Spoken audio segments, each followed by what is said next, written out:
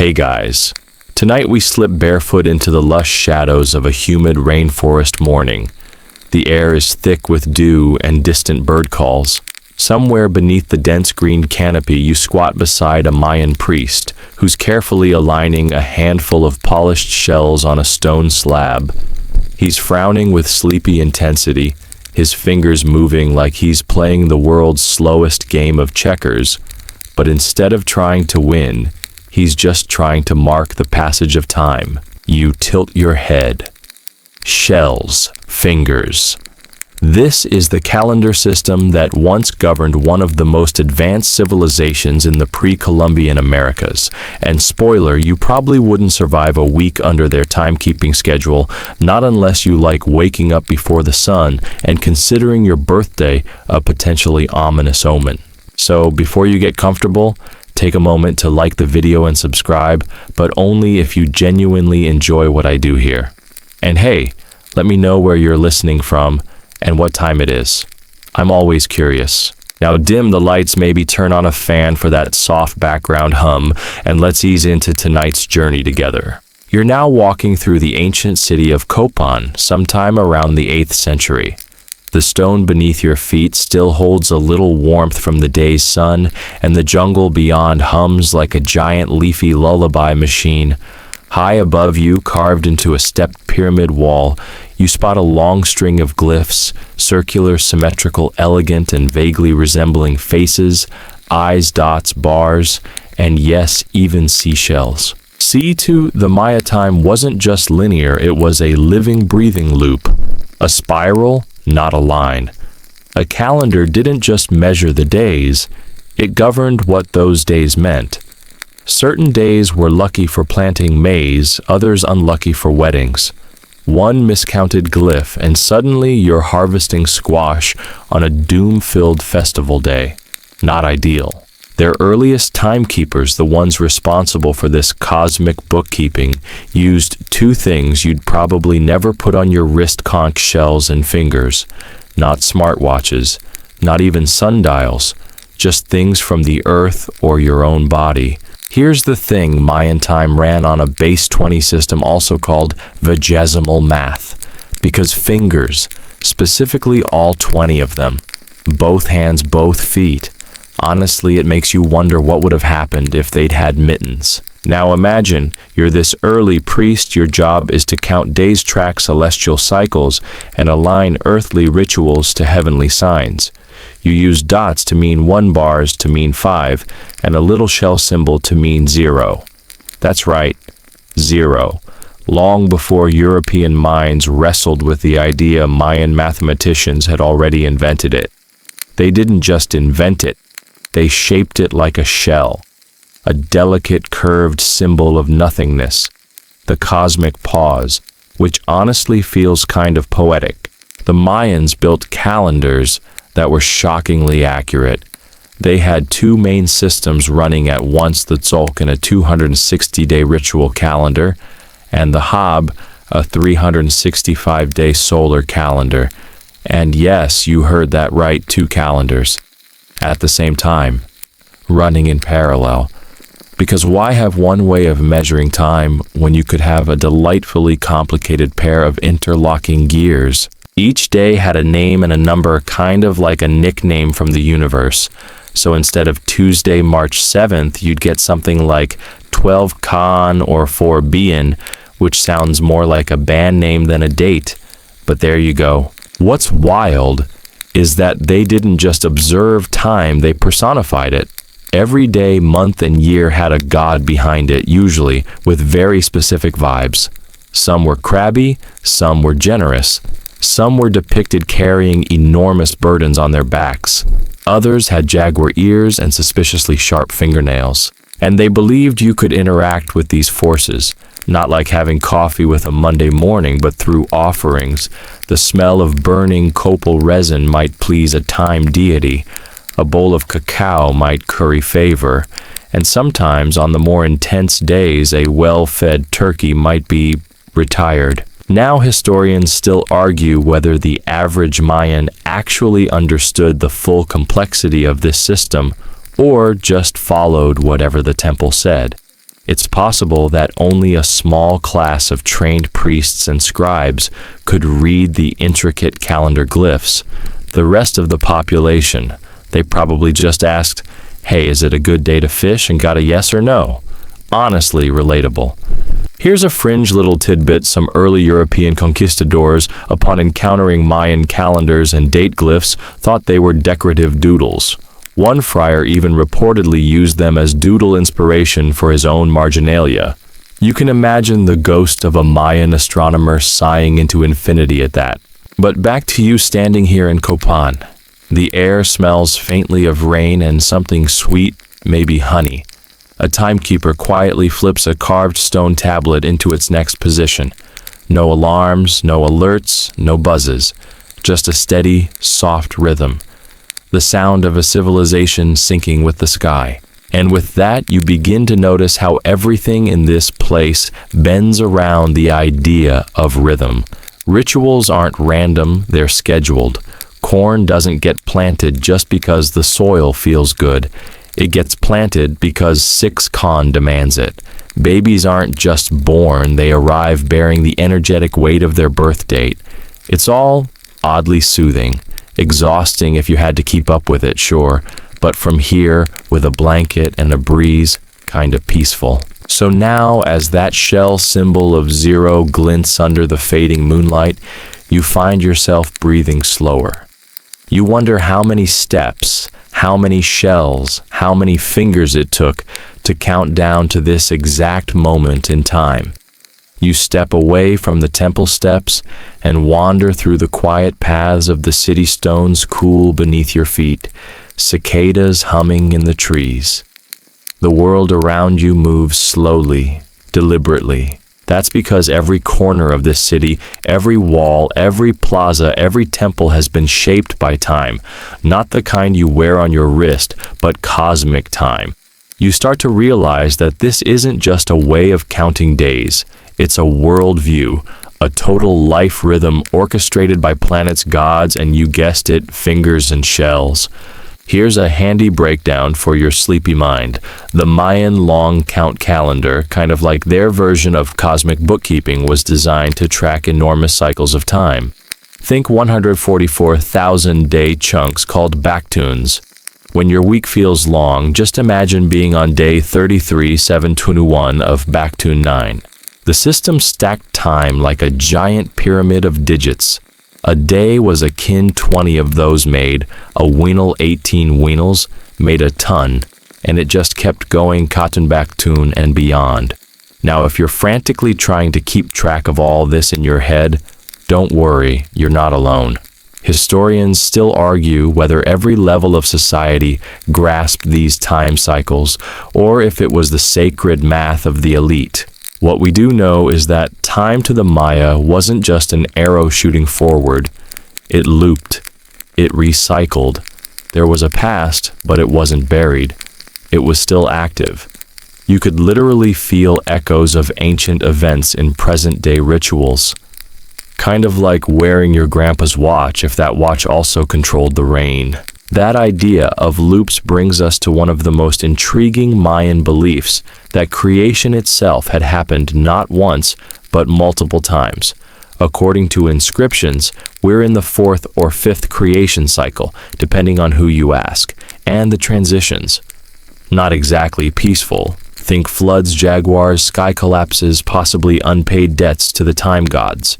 One famous artifact, the Monument 6 at Tortuguero, sparked a modern panic when it mentioned the date 13.0.0.0.0, equivalent to December 21, 2012. You probably remember that one. Doomsday documentaries, survival bunkers, people buying canned beans in bulk. But to the Maya, that date wasn't an end, it was just a reset. Like the cosmic version of flipping your planner to a new year. There's something beautifully human in all this. The idea that the world ends and then just keeps going. Like your inbox or laundry. Quirky fact for your dreams tonight. Some Mayan timekeepers may have tied strings around their fingers while counting, possibly to help track intervals while doing calculations. That's right. The genius minds who charted Venus cycles still had to do the ancient version of tie a string so you don't forget milk. Speaking of Venus, that planet was the celestial diva of the Mayan cosmos. You wouldn't believe how obsessed they were. The Dresden Codex, one of the best preserved Mayan books, contains pages and pages of Venus charts. They tracked its rise, its fall, its invisibility. And here's the kicker, they adjusted warfare around Venus appearances. If Venus rose on the wrong day, war could wait. You almost wish modern nations took planetary moods into account. But as you pass a weather-worn carving, showing a priest lifting an offering toward a bright star, you start to feel the gravity of it. Time was sacred. It was not just about days and months, but about meaning. Birthdays weren't, hey, let's eat cake. They were, you have the soul of a wind god and should probably avoid mangoes on Tuesdays. Even ordinary actions had time-based consequences. Plant corn on the wrong day. It might grow twisted. Get your hair cut on a cursed glyph. Don't blame the scissors when you suddenly get shunned at the next moon festival. Time had personality. Time had rules. Historians still debate whether time in this worldview was more fate or function. Were people simply obeying the cycles or actively engaging with them to shift their destiny? It's a subtle difference, but one with big implications. You might just be a weaver, but if your birthday matched the god of wind, maybe you weren't weaving just for humans, but for the sky itself. Now, if all this makes your brain feel like it's spinning in a cosmic tumble dryer, here's a grounding image. Imagine a priest hunched over a bark paper codex, candlelight flickering. His fingers drum quietly on the table as he counts out a new cycle, bars, dots, and one little shell. His body sways with the rhythm of numbers, not because he's in a hurry, but because he's syncing himself with the divine. He probably scratches his head sometimes. Even divine mathematicians have bad days, especially if they stub a toe on a ceremonial step. You lie back now, watching the stars shimmer faintly through the clearing canopy. You start to understand why the Maya built observatories without telescopes, because if you wait long enough, the sky gives up its secrets. Slowly, quietly, if you're patient. And if you close your eyes, you might even hear the faint whisper of number shells clicking softly on stone fingers, tracing the loops of time, not to control it, but to honor it. You shuffle into a dusty courtyard lit by a sleepy moon, and before you sits a stone slab, one of the famed stelae the Maya were so fond of. These weren't just decorative yard art. Oh no. These were the eternal Facebook timelines of elite Mayan life. Only instead of duck-faced selfies and brunch pics, you'd find sacred dates, royal deeds, and yes, long-winded odes to how time was measured with fingers, dots, and the occasional shell. Each carving starts with a date. Always. It's like the time signature on a musical score. You'd get the full timestamp, something like 9:15.3.0103, ahau 3 yaks, which might sound like a broken password to us, but to a Mayan scribe, pure poetry, a moment locked forever. You squint closer and realize every calendar date began with a long count, followed by a day in the Tzolk'in, their sacred 260-day calendar, and then a date in the Hab, a 365-day solar calendar. Yes, they had 3 calendars at the same time, like trying to track your birthday on a Gregorian calendar, a lunar calendar, and a Starbucks punch card simultaneously. But why? Why go to all this trouble? Well, remember, the Maya didn't think of time as one straight road. It was a spiral overlapping and weaving like vines in a jungle. The Tzolk'in, with its 13 numbers and 20-day names, was deeply spiritual, used to name babies, plan ceremonies, even diagnose illness. The Hab, meanwhile, followed the seasons perfect for agriculture taxes, and went to host awkward dinner parties with rival city-states. And the long count. That was your cosmic clock. We exist in the universe, and we know exactly when the last apocalypse happened kind of clock. Handy if you're throwing a millennia-themed party. Here's a quirky detail that might lull you into sleep smiles. The Maya seemed to believe that different days actually had personalities, like literal vibes. Some days were chatty and mischievous, others were moody loners who probably listened to flute-based ambient music. If your kid was born on Ika Wind Day, they might grow up with a quick temper and an even quicker tongue. Sounds like a few co-workers you know, right? And how did the Maya keep track of all this without apps or sticky notes enter the shell in the fingers? The base 20 system, or vigesimal math, mirrored human anatomy. You have 20 fingers and toes. Congratulations, you're already qualified for a job in a Mayan counting house. They used dots for ones, bars for fives. And here's the dreamy part, a shell glyph to represent 0. Yes, 0. The Maya were among the earliest to use it symbolically, centuries before many other cultures. Imagine the elegance, a tiny spiral shell carved into stone, sitting snugly beneath dots and bars, whispering, "This is where nothing begins." Historians still argue whether their 0 concept emerged purely from practical necessity, like counting lunar cycles, or whether it was deeply philosophical, a meditation on voids and beginnings. Either way, it's weirdly comforting. The idea that even nothingness deserves a beautiful symbol. You imagine a young apprentice priest learning all this by firelight. He squats before his master, fingers tapping out sequences on a dusty slate. 1 bar, 4 dots. That's 9. Another bar, 14. And then the shell reset. That tiny moment of stillness before the next number rises, like a breath between thoughts. Like the quiet pause before sleep wraps you up. Want another fun image to dream on? Picture a marketplace scribe seated beneath a palm-thatched roof shell, beads dangling from his wrists.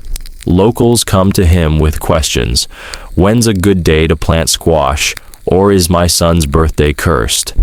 The scribe consults his folded codex, runs fingers across bark paper lines, maybe taps a rhythm on his own knuckles.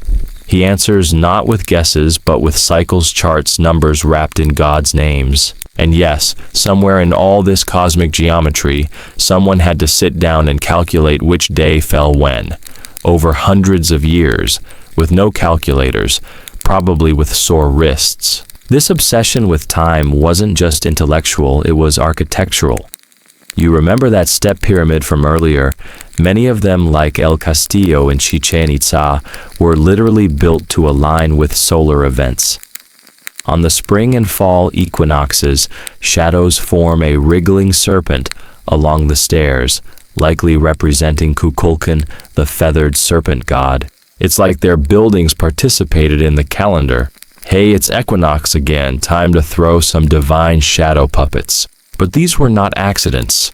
The placement of each stone, the angle of each staircase, the count of each step, 365 on El Castillo, thank you very much, was precise, purposeful, almost lovingly mathematical. It's like the universe itself was a song, and the Maya, they were tuning their cities to it. Historians still debate whether the average farmer in a Maya village could read these calendars, or if they relied on priests and scribes to interpret them. Either way, even daily life was shaped by celestial rhythm.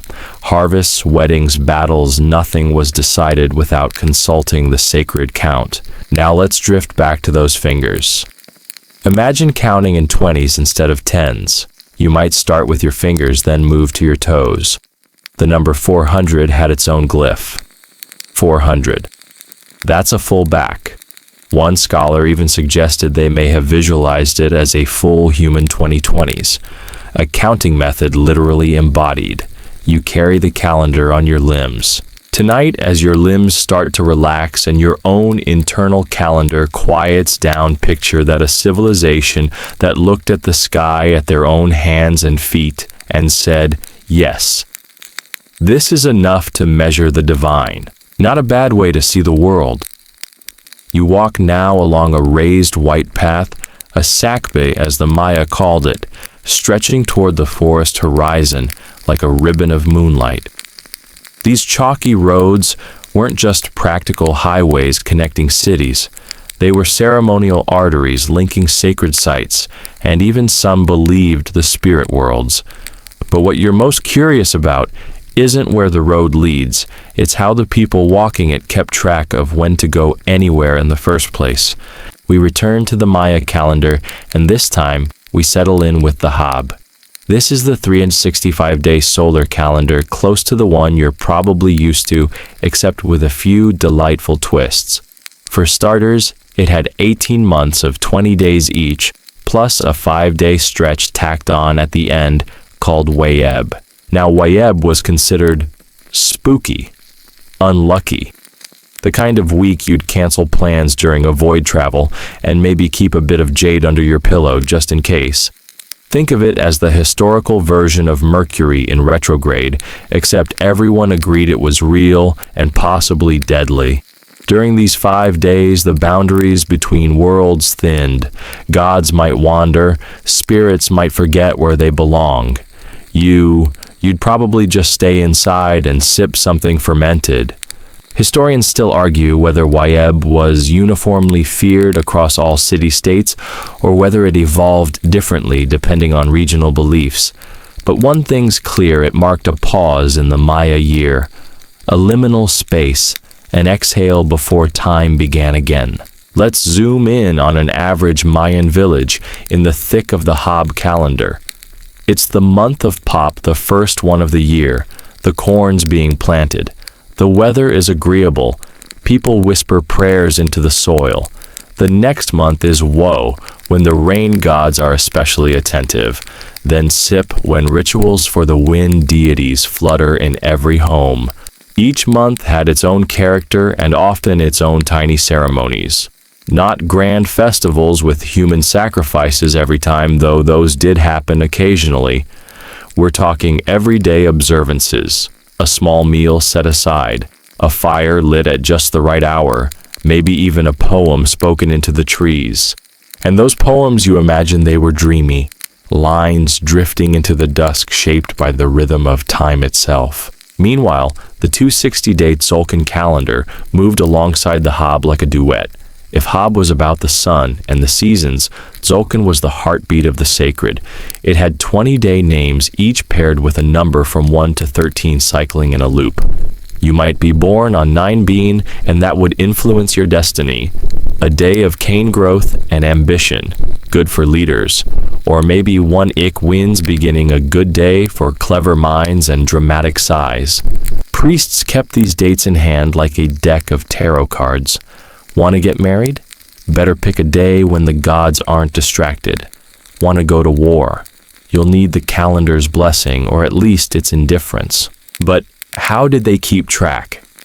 Not just on stelae or codices, but in everyday life. Enter the Codex calendar wheels, foldable bark paper books full of carefully painted glyphs, and animals, many of them burned by Spanish priests, because of course they were. Only 4 confirmed ones survive today, and they're stunning. The pages are covered in looping sequences, counting not just days and months, but eclipses, Venus cycles, even potential omens. Imagine leafing through one of those ancient books. On one page, a rabbit dances beneath a sunburst. On the next, a black jaguar chases a glyph shaped like fire. You may not know exactly what it means, but you feel it. The pulse of patterned time. Historians still debate whether the average citizen had access to these books or whether the sacred calendars were priestly tools alone, but evidence suggests that at least the major festivals were common knowledge. Everyone knew when it was time to fast, to feast, to gather in the plaza with palm fans and awkward gossip. And then there's the Venus calendar. Yes, the Maya tracked Venus with almost obsessive precision, more than the moon, even more than the sun in some cases. Why? Because Venus was the herald. Its rise and disappearance in the sky signaled wars, peace alliances. The Dresden Codex, one of the surviving books, contains pages dedicated entirely to plotting Venus's movements, down to the day. It wasn't superstition. It was science and myth braided together. Venus disappeared for 90 days. Then it returned. A symbol of death, rebirth, and occasionally poor timing for your cousin's quinceañera. You lie back on the sack bean now. The stars press in overhead. You imagine what it was like to live in a world where the sky wasn't just decoration, it was a calendar, a prophecy, a to-do list written by gods. And if you're wondering whether there was a Maya version of a year planner, well, kind of. They likely used calendar sticks, carved staffs, or bones used to mark key intervals. Think of them as proto-agendas etched in wood, held close by those in charge of remembering. Which is charming until you realize you're dreaming of a society where the guy with the stick decided if you could throw a party next week. Now drift back to those Hob months. Imagine hearing them sung aloud at sunrise. Pax, the month of drums and war. Kayab, the month of turtle gods and ocean prayers. You sit at the edge of the plaza, eyes half closed, as someone chants the date 4-17 Kayab under the waning eye of Venus. Time hums around you. It's a lullaby of stone, sky, and sea. And yes, in case you're wondering, some modern Maya communities still track these dates, still honor the Tzolk'in. The sacred round spins on quieter, now but steady, like the ticking of a clock you've almost stopped noticing, until tonight. You're still on the Sakbi, but now the chalky stones beneath your feet begin to blur into smooth steps, wide, steep, and impossibly clean. You've arrived at a Maya ceremonial center. A temple looms above you, and around it carved steles stand like ancient time capsules. You wander closer, eyes drifting across a stone surface covered in intricate glyphs. Rows and rows of curling lines and cartoonish faces, everyone more expressive than the last. This is where Maya time gets fancy and deeply, deliciously confusing. The Maya didn't stop at solar years or sacred cycles. They went full cosmic mode with something called the long count calendar, a way to count literally every day since the beginning of the world. Or at least the beginning of their world, August 11th, 3114 BCE in our Gregorian terms. Yes, they dated back that far. Why? Because sometimes just saying the second week of Pop isn't enough. Sometimes you need to say day 912.3.1.4 and trust that someone out there is nerdy enough to understand. The long count works kind of like a cosmic odometer. Its units include Kin 1 day, Winal 20 days, Tan 360 days, Katun 7 200 days, Baktun 144 days. So a date like 912.3.1.4 isn't just numbers, it's a layered code, like year 9, cycle 12, phase 3, and so on. The Maya used it for monuments, dynasties, prophecies, and basically anything they wanted to preserve for eternity, or at least until tourists arrived centuries later with cargo shorts and sunburn. Historians still argue whether the long count was used mainly for historical record-keeping or spiritual storytelling. What's clear is that when a stela says a king was crowned on 9/15, 10.0.0, you better believe it meant something. Not just fact, but fate. Let's pause for a moment and imagine a Maya scribe at work. You picture him seated cross-legged in a stone chamber, a slab of smooth limestone in front of him, his carving tool made of obsidian. The air is thick with incense. Maybe there's music in the distance, a steady thrum of drums or the warble of a conch shell. And he carves, slowly, patiently. Each glyph not just a word, but a miniature story. The date is important. So is the event. But so is the visual pun. The way the number 4 is shaped like a flower. The way the glyph for birth includes a baby emerging from a serpent's mouth. Delightfully specific, incredibly metal. Nearby, a noble woman waits. It's her ceremony today, maybe a naming ritual or a marriage, and she wants it recorded properly, with the long count.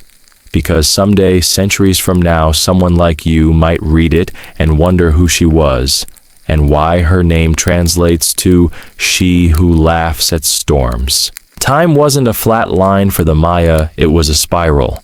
Things returned, cycles overlapped. The past could predict the future, but only if you knew where to look. And boy, did they look. Even natural disasters were folded into the calendar. Droughts, comets, eclipses. Events were timed to celestial shifts and often interpreted through them. If your city burned, maybe Mars was angry. If the corn failed, perhaps Venus was hidden too long. Or maybe you just forgot to give enough tamales to the gods last Kayab. Now let's talk about why everyone thought the world would end in 2012. Remember that. The famous Maya apocalypse panic stemmed from a simple misunderstanding. On December 21, 2012, the long count completed its 13th Baktun, rolling over like an odometer hitting zero. To the Maya, this wasn't the end of the world, it was more like New Year's Day. A moment of reflection, maybe a good time to build a new temple, or start a big project, or finally finish carving that stela you've been putting off for 70 years. And yet somewhere between the glyphs and the History Channel, we got zombies. You can't help but chuckle. The Maya would have been baffled and probably a little flattered that their timekeeping caused such a fuss thousands of years later. Here's a lesser-known tidbit. Some scholars think the 13 Baktun cycle might have been symbolic rather than literal. That is, the whole 125-year loop may have reflected myth more than mathematics. Sort of like saying, in the year of the dragon, rather than specifying your birth hour down to the minute. But even if the 2012 date didn't mean doom, it did show how captivating the Maya vision of time really is. How you can hold centuries in your palm in the shape of a shell glyph. How fingers and bones and sky can knit together to say this day matters. As you wander the temple complex, you spot another date carved into a wall, 818.9 to 17.0. You don't know exactly what happened that day. Maybe a war, maybe a wedding, but you can tell it mattered because it was counted carefully, precisely. And you start to understand why the Maya loved their calendars so much. They weren't just tools, they were maps. Not just of time, but of belief, memory, and identity. A cosmic spreadsheet full of poetry. You glance up at the sky again. Venus has returned. The moon is low. You take a breath and feel the rhythm of the long count ticking quietly in the background. Not ominous, not loud, just steady. A kind of reassurance. Time is still turning, and you're part of it. The jungle smells of damp earth and flowering trees now, and you can hear the gentle creak of wood from a structure nearby, less grand than a temple, but just as old. A thatched observatory, round open to the heavens, perched like a beehive on a stone base. You step closer and you realize something curious. This entire building is aimed at the sky. The Maya weren't just obsessed with calendars, they were absolutely devoted to astronomy. Like lose sleep to track Mars devoted. While you're fumbling with a digital calendar that still doesn't know when daylight savings ends, they were using the naked eye to chart Venus cycles to the hour. And that's not a joke. The planet Venus was critical to Maya cosmology. They tracked its synodic cycle. That's the time it takes to return to the same spot in the sky, about 584 days, with the same seriousness you might reserve for tax season or the finale of your favorite show. One of their oldest books, the Dresden Codex, is basically a love letter to Venus. Why Venus? Good question. To the Maya, Venus was a kind of celestial herald. Its rising or setting often signaled important events, wars, royal births, sacrifices. A new king might delay his coronation until Venus appeared at just the right angle. because nothing says legitimacy like getting a nod from a star. Historians still argue whether these sky-based rituals were strictly observational or more spiritual in nature. Was it about prediction or persuasion? Were they merely tracking Venus or trying to coax it into blessing their endeavors? Either way, the Maya didn't stop with Venus. They observed solar eclipses, lunar cycles, equinoxes, solstices, and even the movements of Mars, Mercury, and Jupiter, without telescopes, just observation patience and a serious commitment to sky watching. Now, imagine being the Maya equivalent of a data analyst. You'd have to climb a tall platform maybe every morning, maybe in silence, and stare at the sky. You'd scratch marks into bark paper or stone. You'd compare them to yesterday's marks and to your grandfather's. And if the stars weren't where they were supposed to be, well, that could mean anything from good time for planting squash to prepare the ceremonial knives. It's not exactly your average office job. And here's a quirky side note. They believed the gods themselves were celestial travelers. The hero twins, major figures in Maya myth, journey through the sky in symbolic form, often as the sun and moon, or even as constellations. So watching the stars wasn't just scientific, it was mythological, devotional. You weren't looking at lights, you were watching legends act out old dramas overhead. In one particularly eerie story, the gods are said to descend during specific planetary alignments, kind of like a divine conference call. You show up with offerings, they show up as sparkly dots. It's a whole thing. You wander deeper into the observatory. Light filters down through a narrow stone slit in the ceiling, just one angled specific. And if you stand in exactly the right spot on the spring equinox, a beam of sunlight hits the center of the floor like a spotlight. This wasn't a design accident. It was a kind of seasonal calendar built into architecture.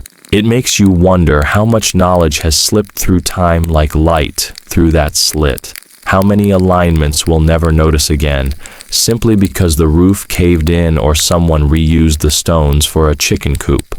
Here's another debated point among scholars.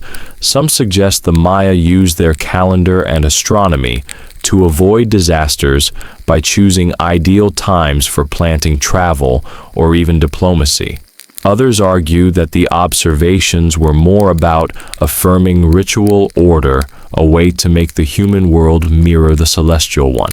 The truth? Probably both. Because if you've ever had to schedule a meeting that works for 6 people in 3 time zones, you know how powerful timing can be. And for the Maya, time wasn't just linear or cyclical, it was alive. You could court it. You could annoy it. You could dance with it during festivals or appease it when it seemed grumpy. That's why astronomy wasn't just a hobby.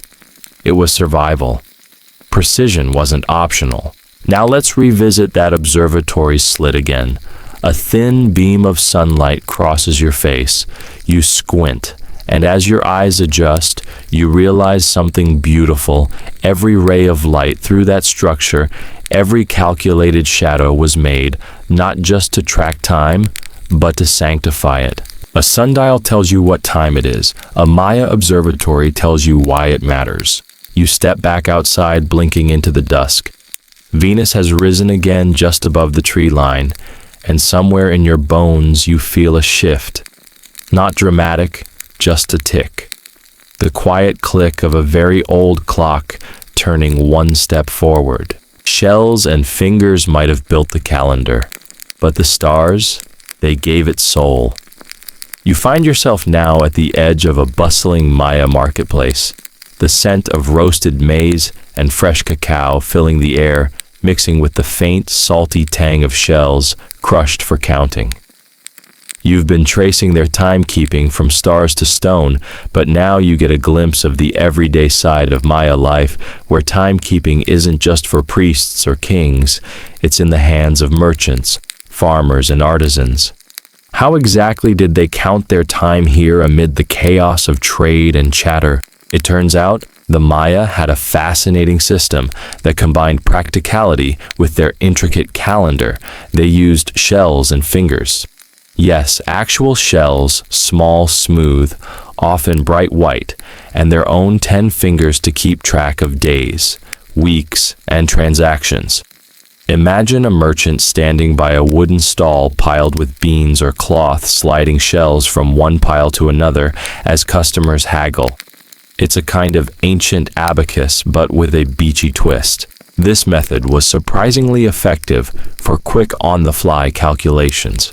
The shells acted as counters, and the fingers helped track groups of 5 or 10, which fit perfectly with their vigesimal base 20 counting system.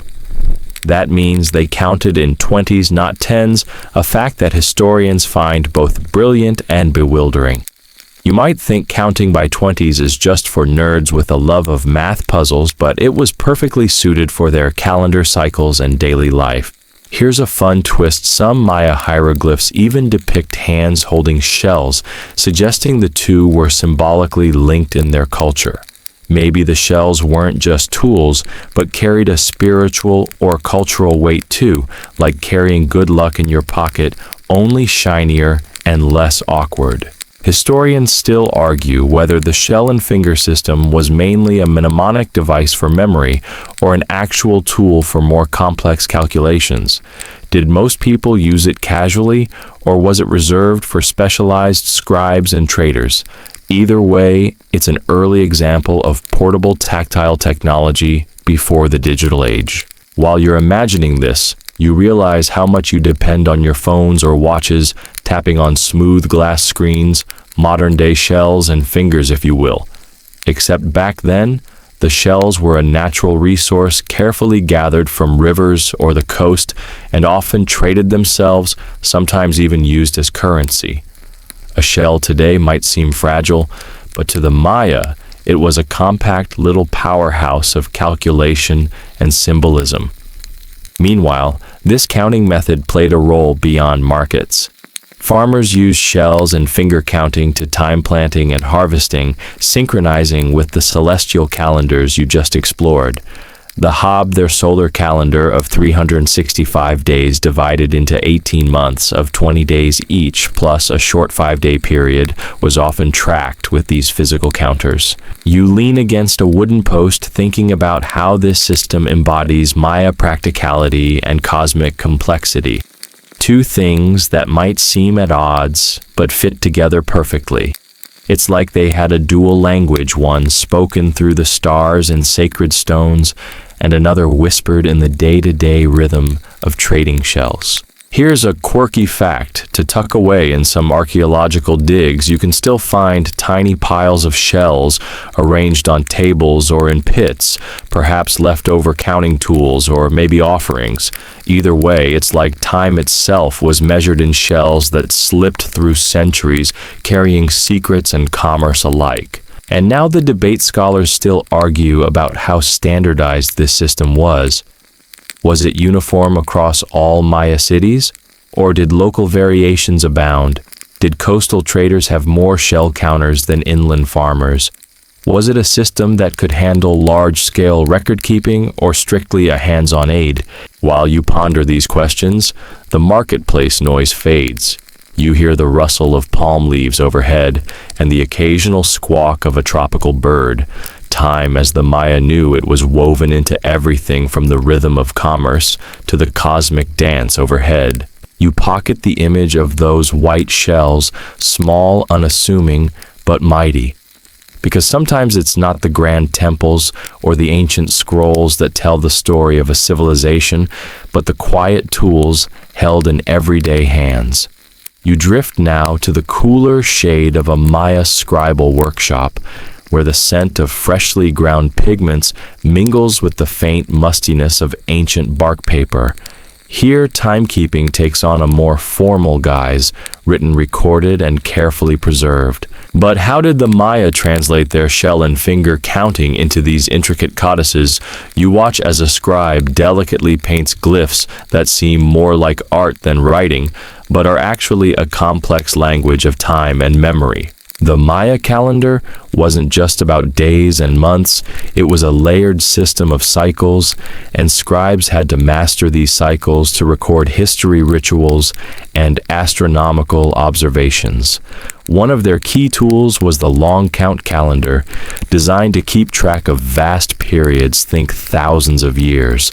It was like their version of history on paper, using a base 20 and base 18 numerical system, making those shells and fingers less useful for such grand time spans, but vital for smaller cycles. Here's the quirky part. Some scholars believe the scribes used an early form of zero, represented by a shell glyph, to signify nothingness or a placeholder in their numbers. This zero wasn't just a number. It was a conceptual breakthrough, something that eluded many ancient cultures for centuries. Picture it, a little shell symbol, meaning zero, a profound leap in human thought, nestled in beautifully painted pages. Historians still debate whether this zero was an invention that arose independently in Maya culture or if it was influenced by Old World mathematics, especially since the concept appeared around the same time in India. This question opens a fascinating window into how knowledge might have traveled or evolved in isolation. The scribe's work was far from easy. The codices were made from fig bark, folded accordion style, called ambiance, and painted with pigments made from plants, minerals, and even crushed insects. You can almost taste the earthy bitterness of the pigment as the scribe dips their brush and paints glyphs that represent everything from dates to gods to the daily lives of rulers. Speaking of rulers, you see how timekeeping was a political tool. Kings used calendar dates inscribed in these codices to legitimize their power, tying their reigns to cosmic cycles and divine events. The timing of rituals, battles, and royal births was all synchronized to give them a celestial thumbs up. A slightly strange tidbit, some codices also contained what seemed like mood indicators or prognostications based on the calendar. If your birthday fell on an unlucky day, good luck with that.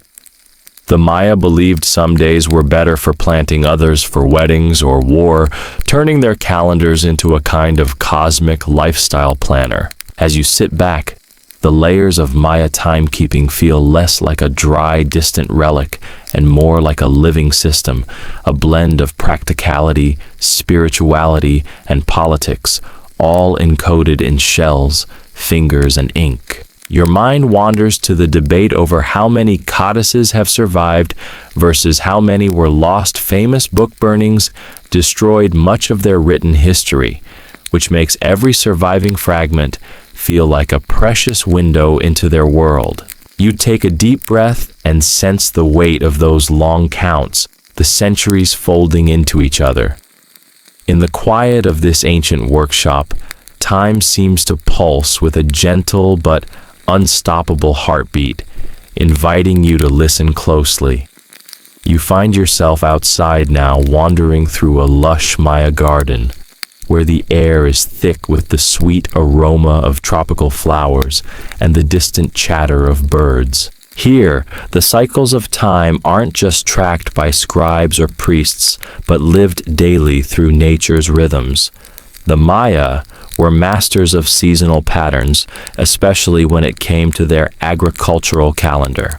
You brush your fingers over soft leaves and imagine the farmers planting maize, their staple crop, timed perfectly according to the calendar's guidance.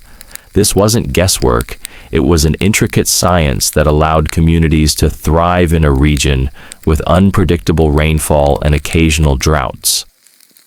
The Hob calendar, a 365-day solar cycle divided into 18 months of 20 days, plus a short 5-day unlucky period, structured their agricultural life.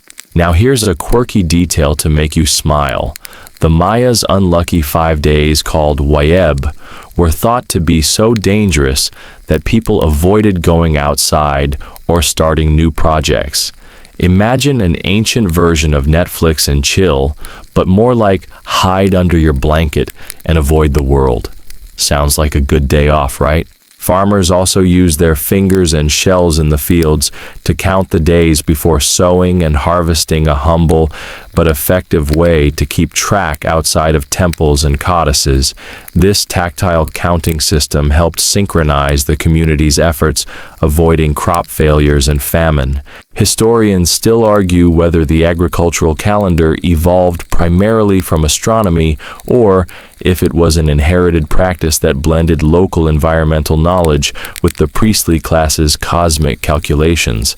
It's a debate that reminds you how science and spirituality were so tightly woven in Maya life. You wander past a small cenote, a natural sinkhole where offerings were made to the rain god Chak, asking for rain to bless the crops.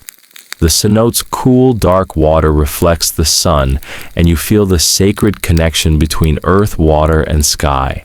A lesser-known fact, the Maya also practiced terracing and built sophisticated irrigation systems, showing that their relationship with time and nature wasn't just mystical, but incredibly practical. These innovations allowed them to farm on steep hillsides and maximize their land's potential. As the sun dips lower, you notice how the shadow lengths might have helped the Maya refine their calendars even further. Practical astronomy right there in the garden. You pause to savor the calm, imagining the countless generations who lived and worked by these cycles, their lives quietly choreographed by Shell's fingers and the rising sun. As twilight settles softly over the Maya lowlands, you drift into the shadowy coolness of a grand plaza where the carved stone monuments tell their silent stories. These stelae, tall, slender stone slabs, stand like ancient calendars themselves, each etched with dates, rulers' names, and important events. Here you see how the Maya used their complex calendar system as a tool for political power and social order. Each stela is like a frozen moment in time, boasting of a king's reign victories or divine heritage. You almost hear the proud proclamations echoing through the air, like an ancient version of social media, but with way fewer hashtags and a lot more glyphs. These monuments helped cement a ruler's authority by linking them directly to the cosmos and sacred time cycles. You trace the spiral designs and glyphs carved with astonishing precision, a testament to the Maya scribe's skill. The long count calendar, which tracks a linear passage of time over thousands of years, appears prominently here. This calendar was crucial in asserting legitimacy. By recording the exact date of a ruler's accession, it tied them to the cosmic order and mythic past. A curious little quirk: some stelae include what scholars call Lord's footnotes, tiny inscriptions, noting eclipses or celestial events that might seem like ancient weather reports or VIP gossip. Imagine the royal court's astrologer whispering, "Boss, there's an eclipse tomorrow. Maybe don't hold your birthday party outside." Historians still argue whether these calendar inscriptions served more as practical records or religious propaganda to keep the population aligned with the ruler's divine role. It's a classic case of politics and time entwined like the patterns on the stelae themselves. Meanwhile, you spot a discarded shell and wonder if this tactile counting tool might have been present right here, right under the feet of kings and scribes, as they planned rituals and battles according to these very calendars. The stelae's weathered faces remind you how time itself is carved and remembered, not just counted. The Maya's obsession with cycles of days, months, and cosmic eras was as much about controlling history as it was about measuring it. You sit quietly, imagining the hum of ceremonial drums in the distance, the murmurs of courtiers, and the slow turning of the great cosmic wheel beneath the stars. You wake to the soft chirping of birds filtering through the thick canopy, the jungle breathing quietly around you. It's time to explore how the Maya's intricate knowledge of astronomy wasn't just for grand calendars or kingly inscriptions, but deeply woven into daily life and decision-making. Picture yourself in a bustling Maya village where farmers, priests, and artisans all consult the sky to plan their days. The rising of the Pleiades star cluster marks the start of planting season, and you can almost smell the rich earth turned over by hand. The Mayas' careful observations tied the celestial cycles to agricultural rhythms, ensuring crops were sown and harvested at just the right moments. But here's the twist. The Maya also used their fingers and toes. Yes, your body's natural abacus to count and calculate time and numbers, connecting the cosmic with the tactile. Imagine a farmer pointing at his fingers to keep track of days, then at shells to count larger time units. It's a charmingly practical system that brings the abstract cosmos into the very palms of their hands. Interestingly, some Maya mathematicians recorded 0 as a shell glyph, a little symbol that looks like a curled snail shell. It's a quirky reminder that the concept of 0, so fundamental to math today, was once a remarkable breakthrough for human thought. Historians still debate exactly how widespread and consistent this finger and shell counting was across different Maya regions. Some scholars argue it was a localized practice, while others believe it was a shared cognitive toolkit for dealing with the complexities of time and trade. As you wander the village paths, you hear laughter and chatter blending with the clatter of pottery.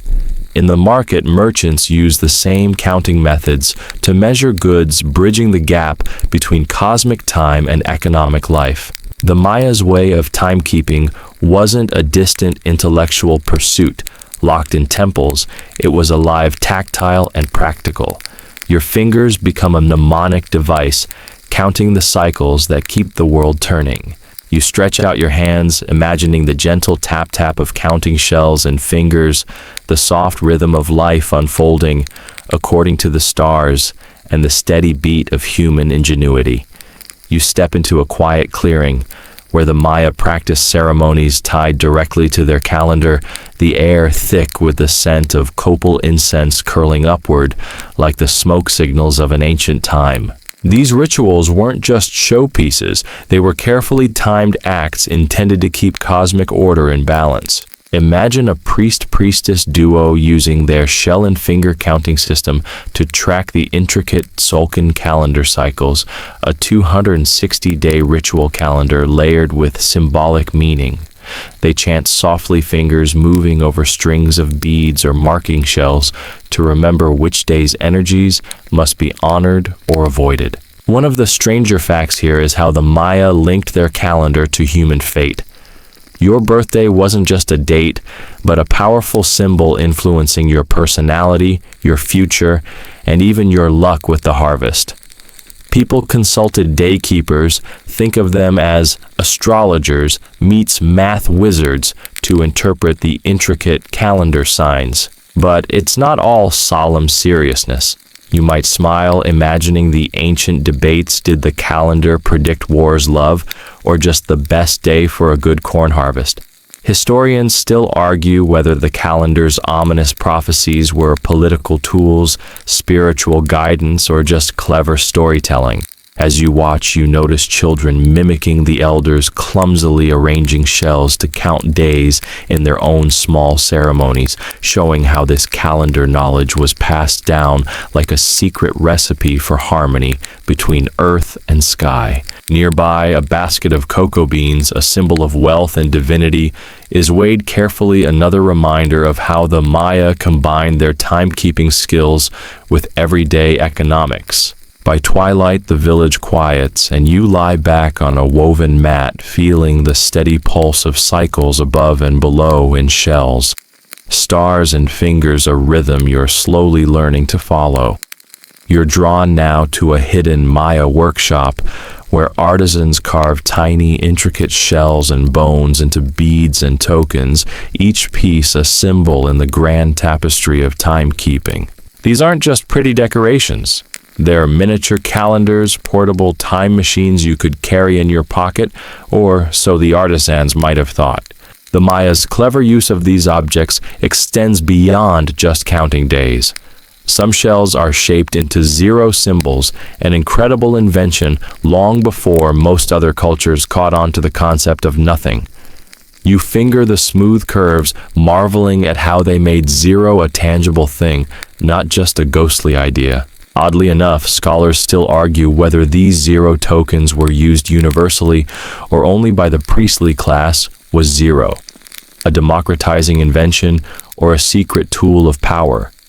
You can almost hear debates echoing in the shaded corners of ancient libraries, voices weighing the evidence like modern jurors. Your fingers brush over the tactile calendar again, and it occurs to you how similar this shell and finger system is to those old-fashioned abacuses, except way more elegant and, frankly, cooler. You imagine a Maya accountant quietly clicking shells together, tallying tribute or tax in a temple office lit by flickering torches. Among the quirky tidbits, there's the notion that some of these tokens were used like fortune cookies, carrying messages or predictions, which could be read by the wearer or holder to gain insight into their future. It's like timekeeping doubled as a cosmic guessing game. And then there's the idea that the Maya might have synced their calendars with natural events, the solstice, the flowering of a particular tree, or even the migrations of certain birds, giving a whole new meaning to seasonal time. Whether this was a scientific observation or a spiritual practice, historians still puzzle it out. You lean in close and take in the worn edges of the shells, feeling the steady, whispering pulse of history counting down through your fingertips. You drift now into the sprawling marketplaces of a Maya city, where time is not just tracked, but traded like precious goods.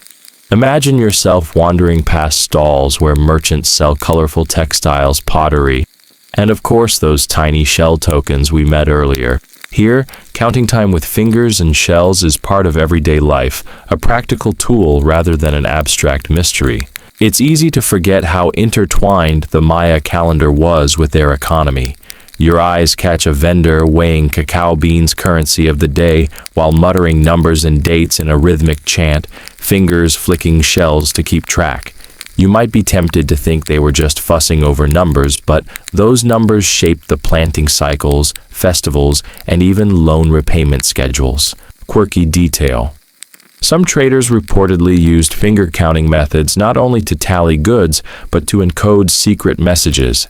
Imagine that a covert commerce code hidden in plain sight, sort of like ancient cryptography with shells and hands. You chuckle quietly, imagining a shady deal sealed with a wink and a click of beads. Historians still argue whether these shell tokens ever circulated outside the elite, or if the common folk adapted their own, simpler timekeeping methods. Did everyone really track time with the same precision? Or was this a skill reserved for scribes and priests? The market chatter offers no clear answer, just a mosaic of clues. You follow a group of children playing a game that involves counting on fingers, perhaps an early lesson in numeracy disguised as play. It's charming to think the same tools used for cosmic calculations were also the toys of innocent kids. As dusk falls, you notice how the market's rhythm echoes the ancient calendar's cycles, busy bursts, followed by quiet pauses, just like the ebb and flow of Maya time itself. The marketplace becomes a living clock, ticking softly in the twilight. You settle into the quiet hush of a Maya night, the stars blinking overhead like distant candle flames, each one marking time in its celestial dance. The world feels both vast and intimate, as if the hands and shells you follow today are somehow connected to the twinkling dots above. It's tempting to think of the Maya counting their days with a calm certainty, but scholars still debate whether their elaborate calendars were a source of comfort or a weighty responsibility.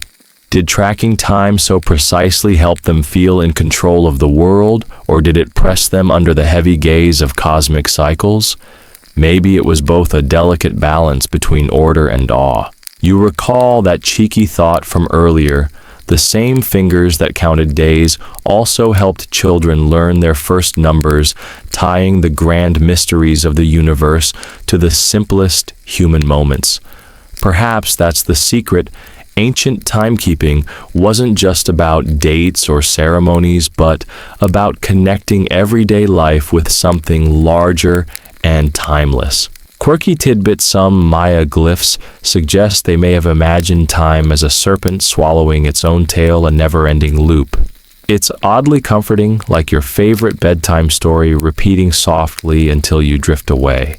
As your eyelids grow heavier, you imagine the Maya whispering their time counts, fingers tapping shells, the pulse of days measured in quiet rhythms that echo through centuries. Remember how those tiny shells moved from sacred rituals to bustling markets, how fingers traced calendars and played children's games alike. You've traveled through a world where counting time was as natural as breathing, as personal as a hand resting on a cool night. Now dim the lights a bit more. Breathe slowly and let the gentle tick of ancient days lull you closer to sleep. The night softens around you like a warm, familiar blanket, the stories of ancient hands and shells folding gently into your thoughts. You feel the slow, steady rhythm of time measured not just by clocks, but by the quiet moments between the pause before a breath, the whisper of wind through leaves, the soft closing of your eyes. There's comfort in this old way of counting days, a reminder that time is more than numbers. It's the story we live, the connection between the cosmos and your own small, peaceful place in it.